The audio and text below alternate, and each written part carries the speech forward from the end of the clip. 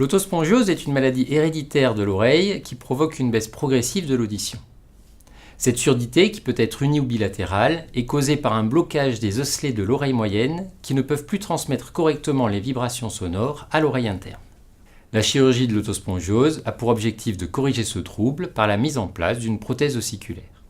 Comment se déroule l'intervention ? L'intervention se déroule sous anesthésie générale, mais une anesthésie locale peut être proposée.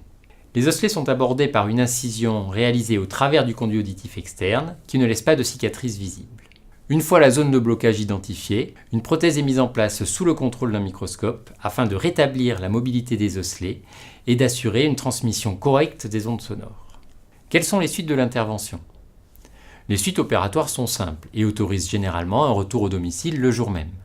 On peut noter cependant quelques désagréments transitoires. Premièrement, le chirurgien place en fin d'intervention des pansements qui obstruent le conduit auditif et provoquent une sensation d'oreille bouchée. Deuxièmement, des douleurs limitées de la région opératoire peuvent être observées dans les jours qui suivent l'intervention. Enfin, des vertiges transitoires sont également possibles. Quels sont les risques de l'intervention ?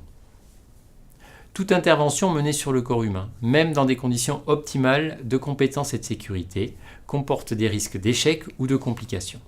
Dans certains cas, la récupération de l'audition peut être incomplète. Les échecs sont peu fréquents mais possibles. Ils sont le plus souvent liés à un déplacement de la prothèse.